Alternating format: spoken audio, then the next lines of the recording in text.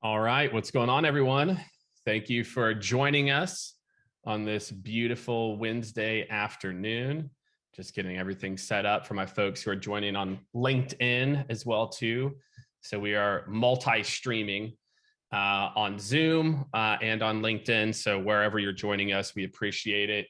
And this topic for me is very kind of, I don't know, very much a personal experience. And so I'm really looking forward today of not just talking about all these things that, I think you should do, or I think companies should do, but what I've done and the impact it's had. And if that resonates for many of you out there, what I really think that it can do for most B2B and candidly, even some B2B companies. So as you're joining us, whether it's on the Zoom or you're joining us on LinkedIn, please, what I always find helpful is drop your job title and company. So, that helps me to kind of tailor this to, we're going to have a little bit more tactical or more strategic conversation.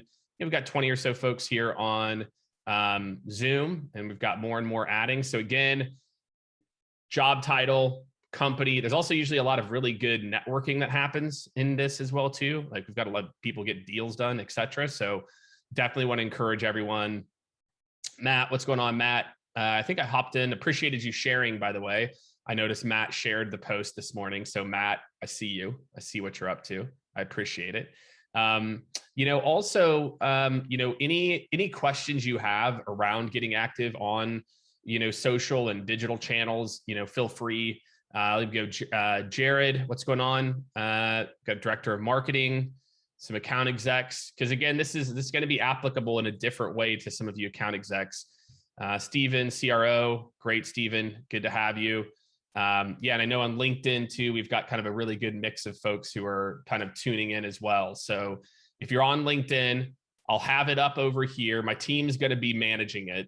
So if I don't hop in immediately, yes, Sam, Sam is a branding outreach manager. So Sam, we will be recording this. Founder, let's see, Lufthansa subsidiary marketing manager. I love that. Everyone, again, appreciate you joining. So what we're going to talk about today here is we're going to talk about why executives, Ed, what's going on, Ed? Hope Ed's doing great. I haven't talked to you in a minute, man. So I hope you're doing fantastic. Some more AEs, but some other folks in the brand business. We're going to talk about the importance of establishing a digital identity and digital reputation. At the end of it, that's really what a lot of this is about. I think sometimes when people hear the word brand, their head immediately goes to, the Kardashians or to insert favorite, influencer.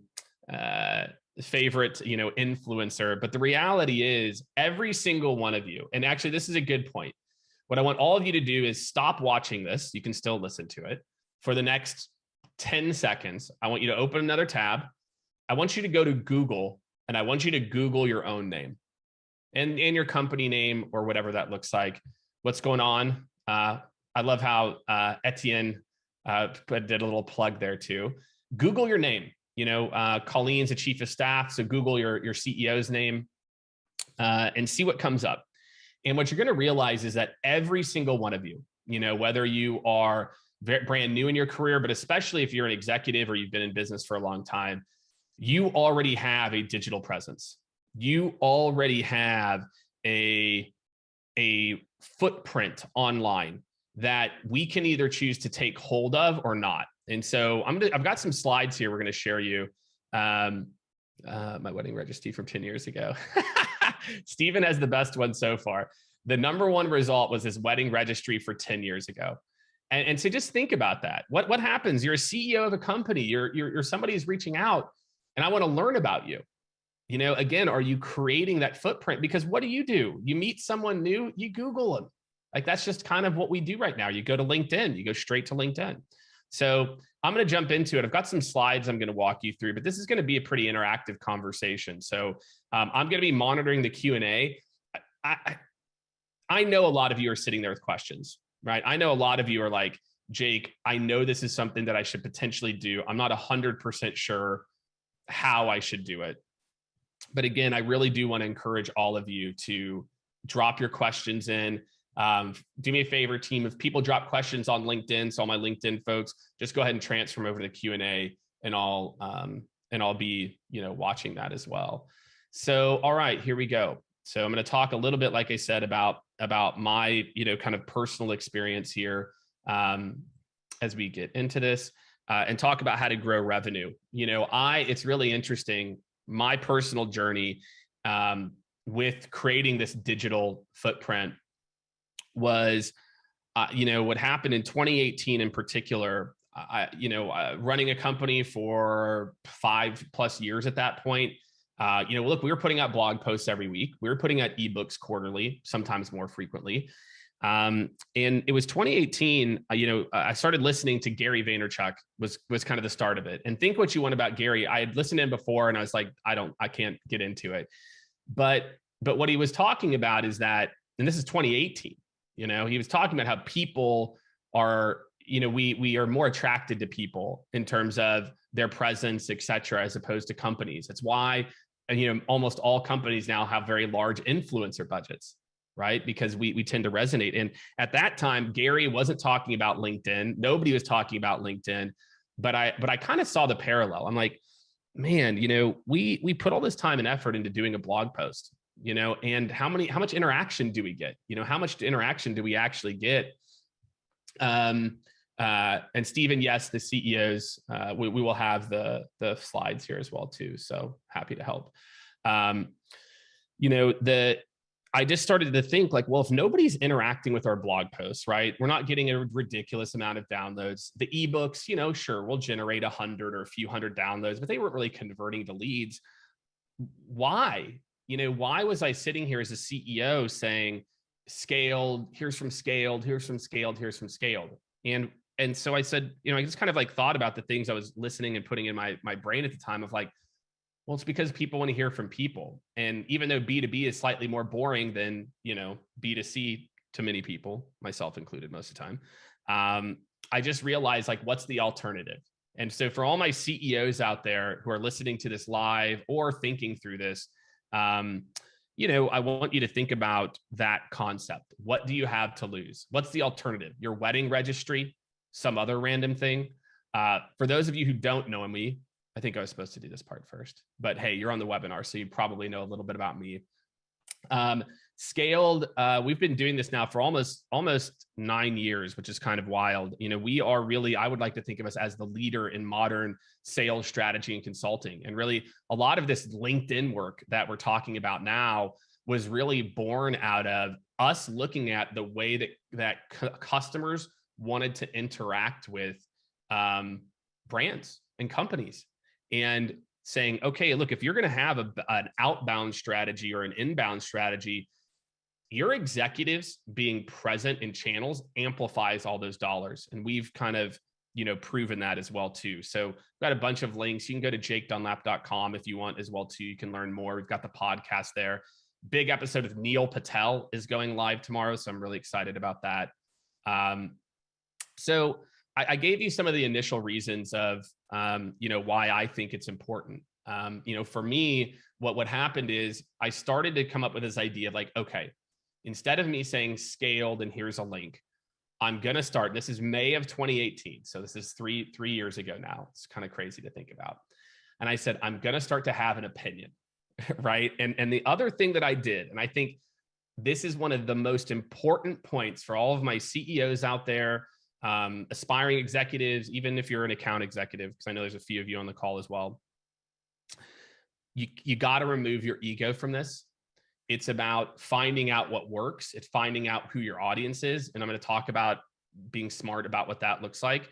But so much of this is your mindset and thinking of posts and thinking of content as data points. When you start putting out content, nobody's listening anyway. Nobody's listening. Your content, look at your marketing team. For a lot of you, go look at how much interaction your marketing team's posts get on LinkedIn and other channels. And then you can click on like, look at who's actually the one liking it. Guess what? It's your employees. So the current strategy for both you and what you're posting as an individual And for what your marketing department is posting is clearly not working for a vast majority of you. Okay. There's a few brands that are doing it better, etc. So let's talk about some of the things that we've learned. So one is this concept of people follow people, not brands, right? And this is becoming more and more, again, as we get used to experiencing brands. Think about this, as we get used to experiencing brands in our consumer life through people, right? How many of you, raise of hands, if you're on LinkedIn, you can put a thumbs up, or if you're on Zoom, you can do the I can't see if you do reaction. How many of you have bought a product in the last year because you saw it on Instagram? I think I literally have a pair of shoes sitting right here from like an ad I saw on Instagram, right? Gerard raised his hand as well too. So the rest of you, Steven raised their hand. My friends, it's not that different than B2B.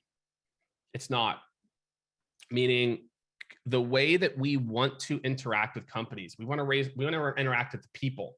We want to get to know the people, and people will follow people. And the power of the people is so much larger. And so one of the things I want you to think about is not just do people follow people more effectively. Again, go and look at your company LinkedIn page and how much interactions, and then go look at your average frontline employee. All that time, all that work, all that effort, that your average frontline employee gets more interaction than the company page. My friends, the future of B2B is how do I harness it has to start at the top at the exec team. And then how do I harness it? The stat that I love, and you've heard me talk, I've said it a million times. On an average month, SAP posts about 40 times. In that same month, their employees post over, and it's not even number of posts, over 11,000 of their employees post. 40 versus 11,000. That doesn't even include the people that might post 2 or 3 times in a month. And exec teams, right? This is important. You have to set the tone, right? As someone who is a member of the team, people will follow you, etc. All right, so we've got our first questions coming into. So this is great. So I'll start to take some of the questions. Again, I love the Q&A. If you are thinking it, ask it. There's 8 other people. You can even be anonymous if you want. If you're on LinkedIn, you can just DM Becca, or you can DM somebody. Just some stats, right? 45% of execs attribute their reputation to their brand, to the company's brand, right? There's so many different stories here. What happens to a company's stock when something good happens to CEO or bad? Beep. And it's not just Elon Musk. It's not just Jeff Bezos. It's across the board. When a CEO does something well, stock goes up. And it doesn't matter what size company, it's the same, right? Again, more and more organizations here are thinking about this concept, right? But still, if you kind of look at this, this stat here from Domo, 2/3 roughly of CEOs don't have a personal brand. And guess what, my friends? Just from the exercise that I had you all do, 100% of you do have one, right? But for the 66% or 61% here, we're just kind of putting our head in the sand. And we're saying, you know what? I know, but that's for, whatever, etc. So anyway, that is a big thing here. All right. So I'm going to jump in. We've got a question here. I think it's the timely place for it. Does the strategy change if you're a startup versus CEO? What I would say is it actually has a bigger impact in the early stages if you are at an early stage company. And again, the reason is you can it builds a flywheel. When you build your reputation, it makes marketing easier, it makes sales easier, etc. And it takes 3, 6, 9, 12 months. Again, I'll go back to my story. I started to post I don't think I was posting every day from the jump. I think I was posting maybe 3 or 4 times a week. And it wasn't until about, I don't know, maybe 4 months in, people would send me some little notes here or there. I think it was 4 or 5 months in, I got an outreach inbound from a CEO, and the message said, "I don't even know what you do, but I think we need your help." And that ended up turning into a multi-year 6-figure customer. That was in the first 5, 6 months. Since then, we've got tons of stories like that. But again, I just started putting in the work and again, talking about the things that we do, I love sales. I run a sales consulting, so the things are aligned. If you run a marketing technology company, you need to talk about the future of digital marketing. You need to talk about what's happening in the space. You need to be a trusted thought leader. And so, for a lot of you, that's kind of how I think about this. So no, it doesn't matter if you're a big company. I think you can have even more contacts, not new contacts, but you can have even more of an impact whenever you are an earlier stage company, because probably in your niche, you can get more and more traction. So Freddie, I'm going to get to your question, which is about contacts, because your what do you call it? Your assumption is correct. You do need to start to build your network, and I'll get into that here in a sec here. Obviously, like I said before, a CEO's brand, it impacts everything, right? I talked about investors. It impacts your ability to get speaking events, impacts your employees. I can tell you, I'm sure maybe there's some people at Skaled who are like, I think my team knows that. And I think the interesting part is when people, if they know me and they work with me, I am not an influencer 24/7. I'm running a company. I'm in the shit. Right before this, I was on a revenue meeting, right? And before that, I've already been on like 3 or 4 other meetings. So, my employees see that. And I think it helps them to be more bold. It sets a tone for them of like, hey, talk about what we're trying to do. You don't have to be a company mouthpiece and just reshare links. Go have an opinion on whatever it is you want to be an expert on, right? And then again, obviously it attracts customers, and I can tell quite a few stories there. We have to accept, for a lot of you who are CEOs right now, or even if you're in the front lines, the question that I always ask when people are nervous about putting themselves out there digitally, whether it's on LinkedIn or other platforms, is if I said, look, I have a group of VPs of, let's say, operations. Let's say your company sells a tool that is meant for operations leaders. I've got a group of 25, let's say 40 of these people who are going to be in a room for an hour. Do you want to come and speak to them?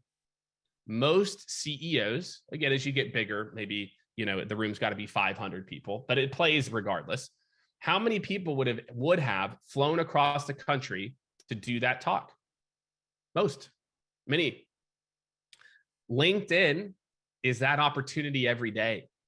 Every day, if you are connected to your target audience and you put out content, they will see it.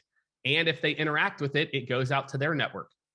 And so you have to think about this, that the same way that you feel comfortable establishing your brand face-to-face, we need to get equally as comfortable establishing our reputation. And if that word works for you, every time you hear me say brand, insert the word reputation. Because when you go speak face-to-face, why are you doing it? What's the point? What's the point of doing a speaking engagement? It's to increase your reputation within your target market or your audience or your customers or marketing or investors. Every time you put out a piece of content that has that same intent, you're doing the same thing digitally on LinkedIn, or insert other platform if that's where your customers live, and I'll get into that later. So again, for a lot of you, it's just taking the things that you think about when you think about traditional, right?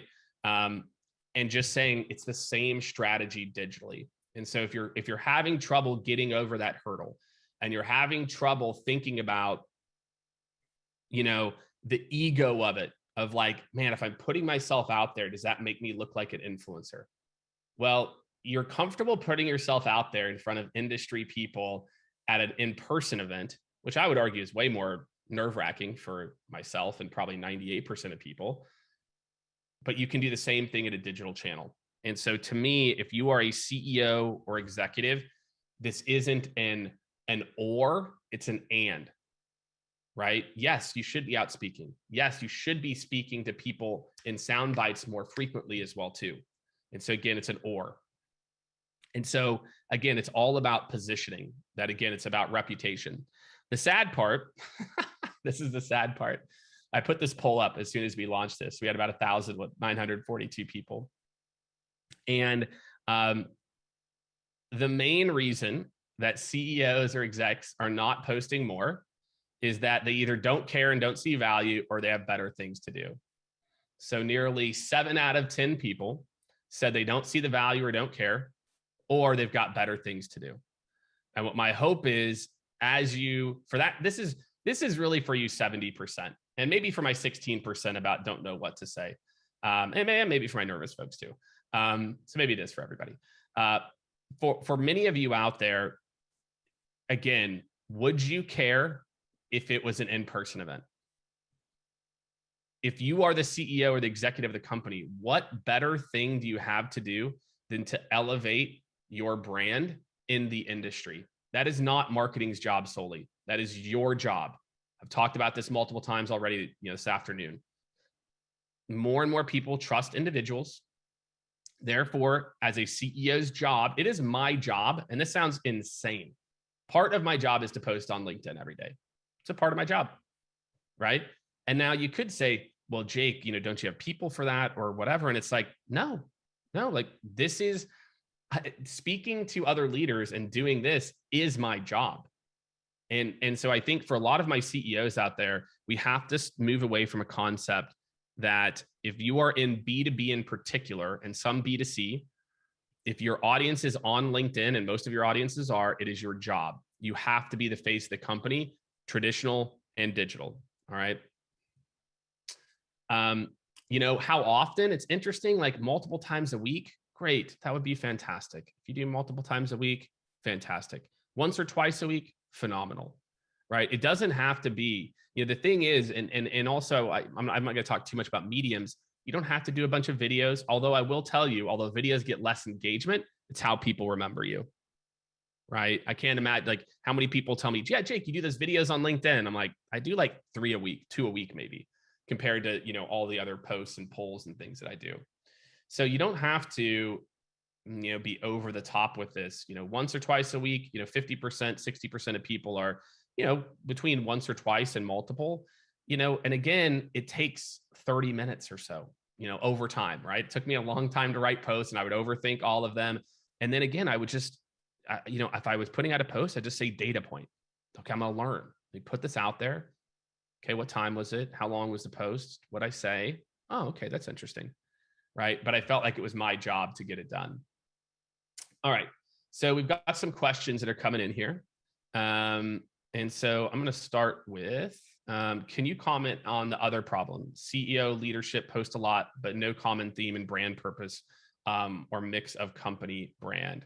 That's a super one. So thank you, Stephen, for that one. So the key is this: you are not doing your company any favors by resharing posts. So when I say to put that is not putting yourself out there. That's what's already not working. The key is to understand that, again, people don't want to hear about this, and that. They want solutions to problems. They want to get smarter. They want to have fun. They want to be entertained. We live in this kind of edutainment world, and that could be step 3 for you. So you don't have to worry about jumping all the way there in the very beginning. But for many CEOs, it's like, let's say if your company puts out a piece of content about, like a new product launch, instead, could a CEO say something of like, my favorite time as a CEO is talking to 50 customers every month, and over again, and you don't even need to mention your new product name, over and over again, I see this challenge, and here are the top 3 ways that these folks are handling it. Hope this helps a few people out there. That's the difference. You can take the same content, just make it about adding value versus an ask. Every time you ask someone to click a link, for those of you who joined the webinar, every time I ask you, all of you, and a lot of you who've joined because you saw my post on LinkedIn or something, every time I do a post that has an ask, it underperforms dramatically compared to my other posts where it's give. And so I think for a lot of CEOs, understand that's the game we're playing. Give.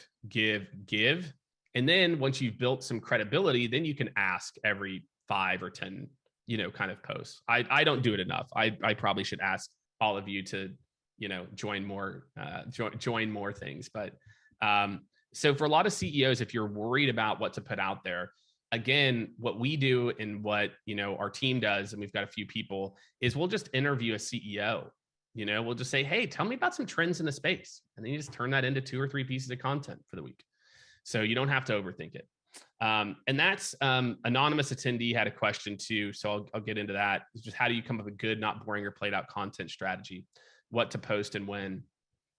Don't think about it too much. If you're a CEO, think about the customers that you serve and what would they be interested in that you potentially happen to know a decent amount about, and I think too many people are worried. Maybe they see a post or maybe they saw a post months ago that like seemed similar to something that they were going to say or put out. We have memories that are like this long. Like people don't remember anything. And so don't worry about it. It's about data points. It's about establishing yourself. It's about learning early on. So don't overthink your content strategy. You know your audience. What would make them smarter? That's the basic equation. That is the basic. Who is your audience? What are some things that are kind of related to what we do that would make them smarter that don't involve me saying xyz.io or insert your company name 24/7? So that's what I want to encourage all of you for your content strategy. Don't overthink it. Post what you know. I can tell I can have a conversation with someone and then immediately just go put up a poll about it or go put up a post about it. You don't have to overthink it. I don't worry if something's, going to be perfect all the time. So almost all my top posts actually have typos in them. So that might be interesting for a lot of you. So yeah. All right. I'll get to some of these other questions here in a little bit. So again, just some things to just think about here. And then, again, we'll kind of dive deep into the Q&A. Is for most of you, you have something to say. And this number one piece is the hurdle you got to get over. Whether you're 24 or 44 or 64, you know a little bit about something. And so for me, look, I pretty much stay in my lane. I talk about sales, talk a little bit about marketing, talk a little bit about career and leadership, but I just kind of share what I experienced. Like, hey, this is why I got fired multiple times. Hey, this is how I got promoted multiple times. And, what I find is that, it resonates with some people. It might not resonate with other people. So what do you have to say? Again, I think about that equation I gave you. Who is my target audience? And then what do I want to be known for kind of within that audience, right? So we're going to go through these 5 here real quick. Step 1 is just kind of what do you want to be known for? You can shape your brand. You can shape your reputation. Or guess what? It's getting shaped for you. It's your wedding registry from 10 years ago or some other, registry or something. All of you are, like I said, and I've said it 80 times now, is all of you have a digital presence. You have a presence online. And so the key is, what do you want to be known for? I want to be known for someone who provides a mix of both philosophy and where the industry is headed, but also tries to make almost everything I do tactical and something that people can do something about in the next week. That's what I want to be known for, right? I like to have the vision, to talk big picture, but I also love the nitty gritty of building a company, being an entrepreneur, scaling a company, being an ex-sales leader, et cetera. So those are just some things that all of you need to think through. Then the next is, where do your buyers spend your time? I don't care. Look, we're talking about LinkedIn. Look, LinkedIn doesn't pay me to talk about LinkedIn as the best social network of all time. All I can tell you is this: if you are in B2B, LinkedIn is probably a good place for you. Next up, maybe Twitter or YouTube. Okay. You're like, oh my gosh, I'd have to get on video. Yeah, I know. Right? Maybe Clubhouse, right? That's what that little hand is for those of you who don't know. That's Clubhouse. For many of you, Clubhouse is a great place, especially if you don't like video. Maybe YouTube. Clubhouse, I think, is a great place to build your voice, literally.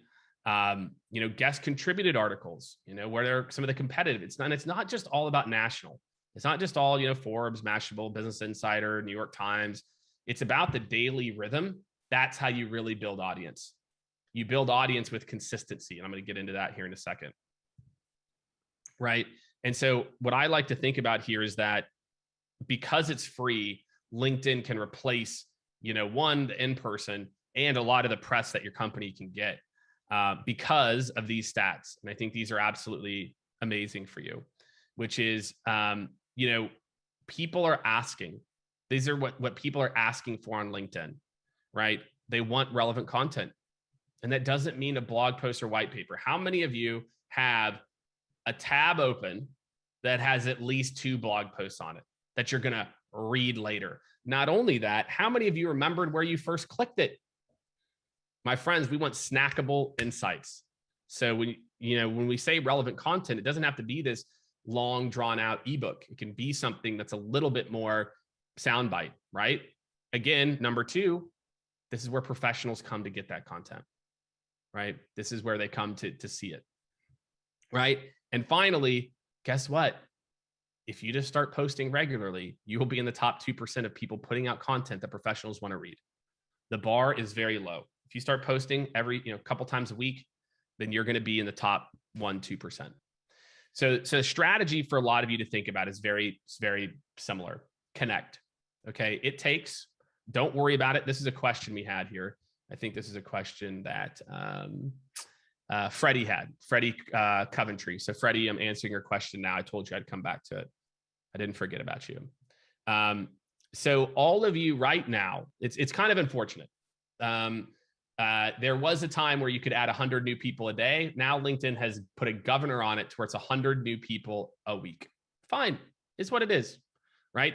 And let me tell you this, nobody gains momentum on LinkedIn by just putting out posts and hoping and praying. They don't.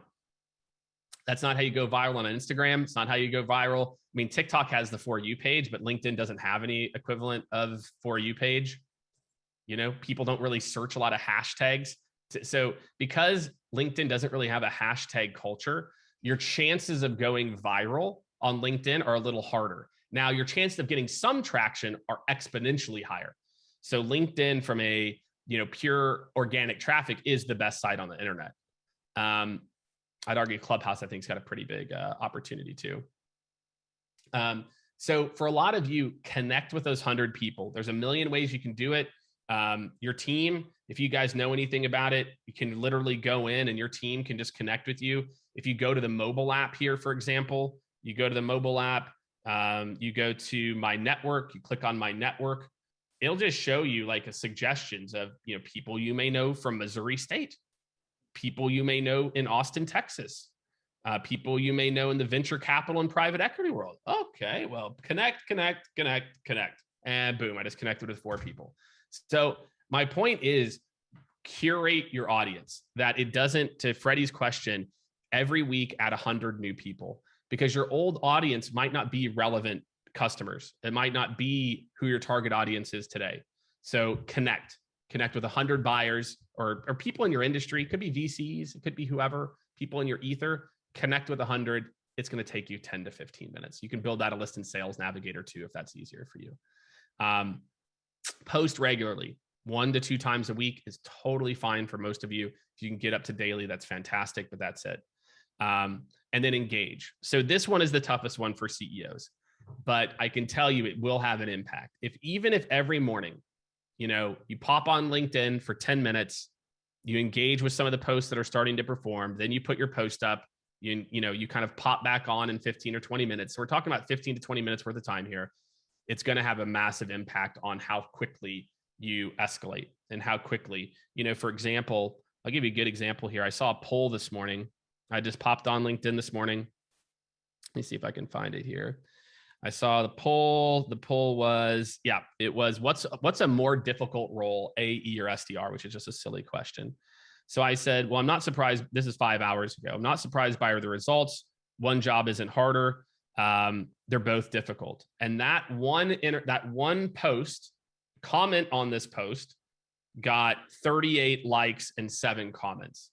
So by interacting with people, because then what do those people do?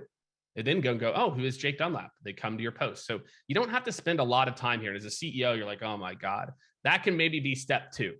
Step 1 is just, let's add the people, post. And if I've got time in the morning, engage. So there you go.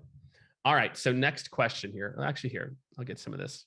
So these are some of my stats just to kind of put it in perspective for you. And this 2 to 3 opportunities doesn't include people. We have people that literally come into the website and put the lead source as Jake's LinkedIn.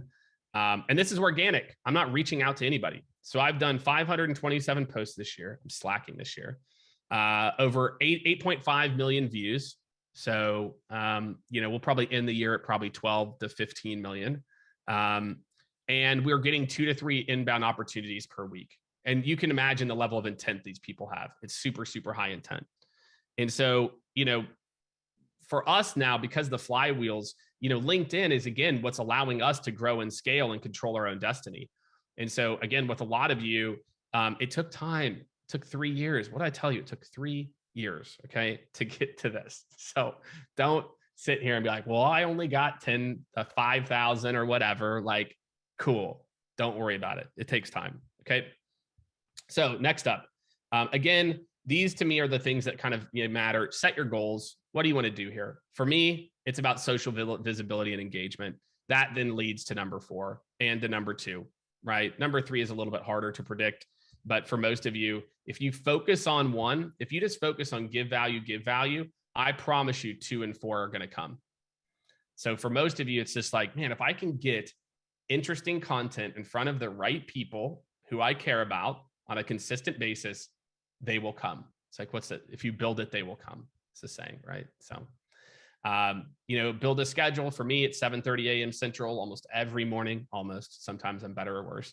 But it's just a part of my job. Even if I'm busy and I don't get to it, it's fine. I'll do my best. Or if I don't have a post like I already wrote at some point. And then be consistent. There's nothing worse than someone who comes in hot and heavy and then you don't hear from them. That's not how you build audience. People, they send me notes like, hey, Jake, I read your posts every day, etc. But just, even if you just post 2 or 3 times a week, most people think you post every day. So that's it. So I want to encourage all of you. So as opposed to all of you joining this isn't like a pitch or whatever. Take a look. We're going to drop in. Maybe we already dropped it a second ago, but we're going to drop a couple of idea.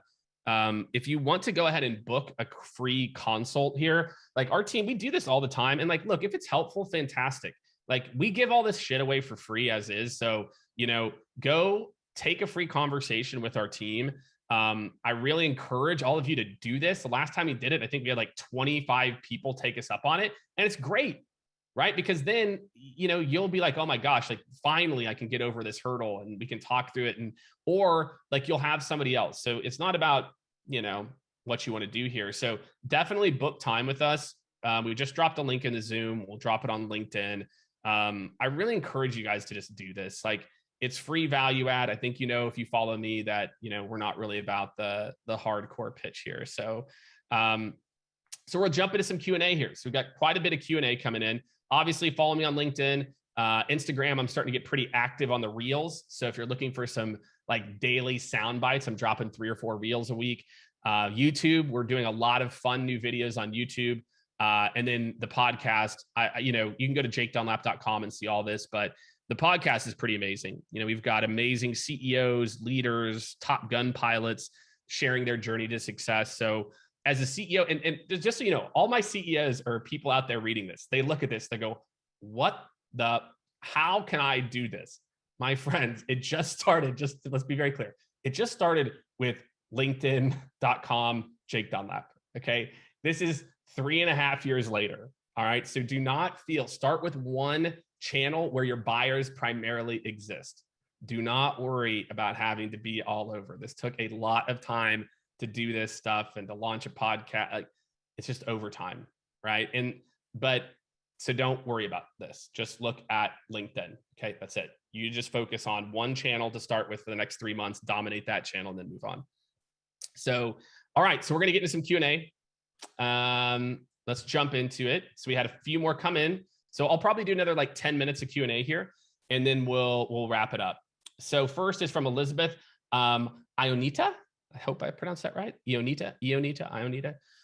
What recommendations would you have for teams that are undergoing a corporate acquisition merger that is known to the market? The business is asking us to think and perform as one team, but obviously the market, we are separate entities. This is interesting. I'm assuming that you sell to the same person. And so therefore, I don't worry about anything that's happening with the company. I'm just going to continue to build and nurture relationships with people that I think matter. And honestly, it's not even people I think matter. It's more like just people that could be relevant in my domain. So my thought is what I would probably do in this situation I wouldn't even think twice about it, because I'm not going to talk about the company anyway. I'm going to talk about relevant insights and trends. And I don't need to then say, and that's why we merged at blah, blah, blah. I can just say, look, as we think about what's happening in 2022, 2023, the insurance industry is consolidating. And what that means is amazing things for you. Here are the top 3 reasons why. Boom. So don't worry about it. It's not about what's happening with your company. It's about the message you want to get out to your customers. All right, Bogdan. Avram said, even with startups, wants to be marketing team to post on LinkedIn on his behalf. No matter the ideas he gives us, people feel the posts are written by someone else. This is a big issue. Yeah. So here's what I would say. You can have people write posts for you. The problem with marketing, and I know I've got some marketing people out there, so please forgive me. I'm not trying to make too sweeping of a generalization, is you always want to put links and promote the company. Not that that's bad, but it is bad when it comes to this. So Bogdan, one of the things that I would do is think about, could you take whatever it is that marketing is going to do and just think about adding value without talking about the company? Guess what? People are already going to go back and look at who the person is. They're going to go back and look at it. So don't worry about it. So that would be my advice there, is that just think, can you take the company name out of it? Instead, can you just say, instead of making me try to click the blog, tell me the top 3 things I'm going to learn. And if I want to go deeper, then guess what? I'll go check it out later. So that's that. All right. Adam Fisher. What's up, Mr. Fisher? We got 2 questions from him on here. Any thoughts on how to be remarkable? I spend more time on Twitter than LinkedIn, and my tweets are aimed at providing value, but breakthrough impact is sorely lacking. I even have video too. Okay. So Twitter is harder to get organic reach, right? You're competing with a much broader audience that is interested in much different things when they're on Twitter, right? So unless you can stand out, unless you can really think through, different ways to stand out or put yourself in a different, really, really stand out, Twitter is going to be a really tough place for you to break through. You got to have an opinion. On LinkedIn, here's how I'd equate it. On Twitter, to break through, you got to have an opinion. Okay.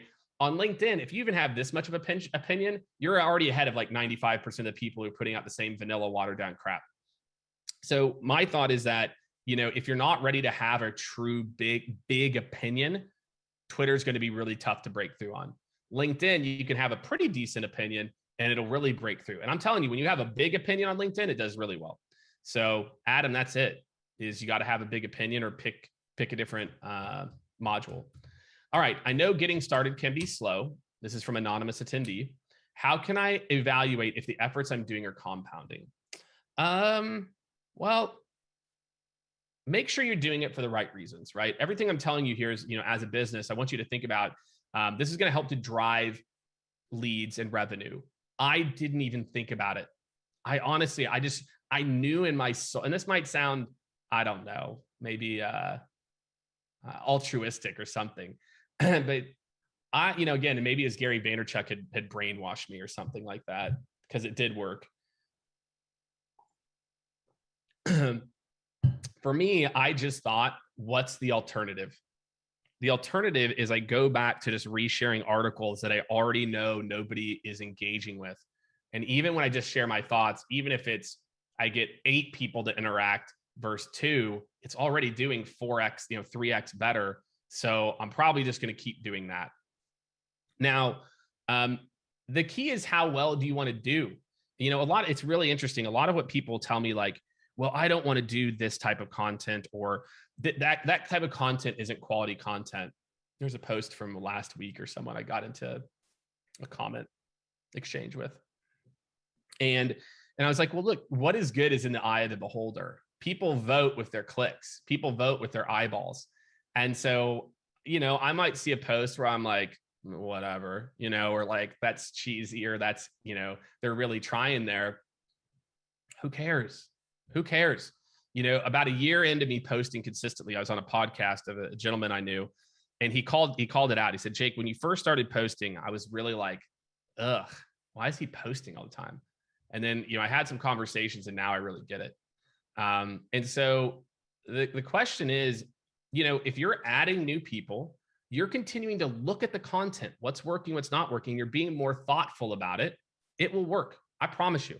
It is impossible for it not to work for you if you're not being smart and you're not iterating and you're not willing to put yourself out there and try new things. So I would say give yourself at least 6 months, at least. So I hope that helps. All right, keep going, everyone. Appreciate you. Let's see. Next, creating brand ambassadorship with your employees. How do you align your people and get them to evangelize the brand?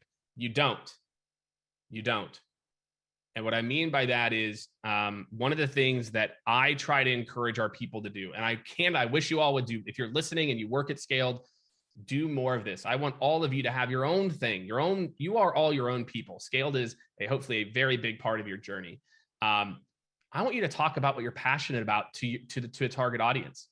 If you're in our marketing department right now, Kaylin, Becca, Brianna, anyone else who's joining for Jeff, whoever's joining for the marketing department, Ricky, let's put out content about what are best practices around content. What are the B2B companies doing? Share your truths. What'd you learn? Hey, we launched this new buyer trend section and it didn't hit the way we wanted it to. Here are 3 things I learned. That's it. Guess what? Then people go, Ricky works at Skaled. He's talking about marketing things. He sounds smart. Who is Skaled? So I really want to encourage my people to evangelize and talk about the things that are in their world that could be relevant to our audience and to audiences that they want to reach. Dina, using LinkedIn to attract investors, same concept. If I'm an investor, do you want to invest in a shiny new toy or some dull old pickup? Now, there's some reasons to invest in the dull pickup too. But Dina, I think, look, it can help you to raise your valuation. I'll give you the best example of this is Gong, right? And I won't get into it. I don't know their exact financials. I have an idea of what their revenue is.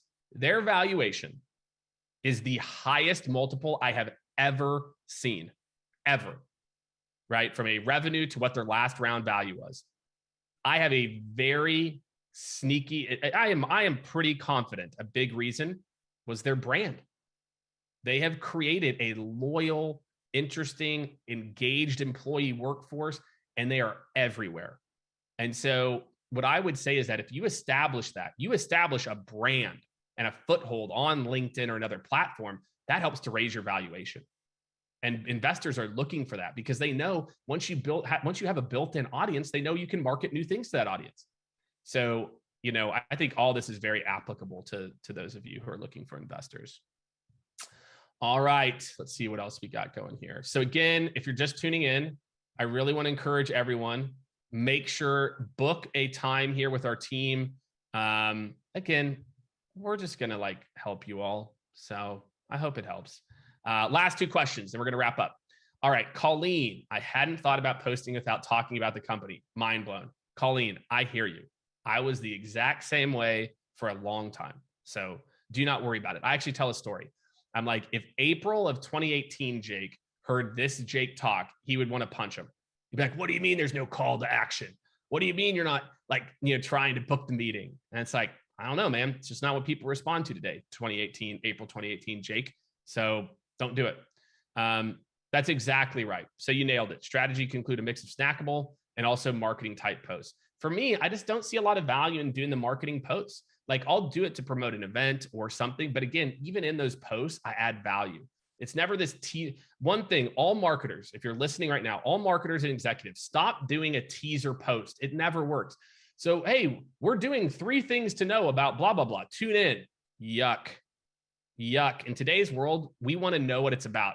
Hey, tune in. We're going to be talking about this, this, and this. And if you are a blank, you have to be doing this thing.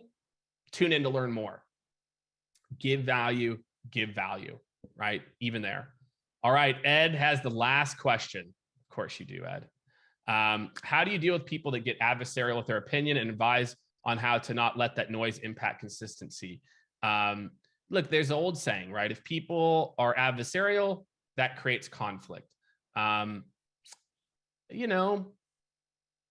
got to be okay with it. That's the best thing. Look, as a CEO, it's like a CEO who doesn't want to do a Q&A. Well, if you're a great CEO, you just accept doing Q&A with investors, and those things they happen. So, expect it, be okay with it. Don't take it personal. When people comment on my posts or they leave some note about, You know, they don't agree, or Jake, this is blah.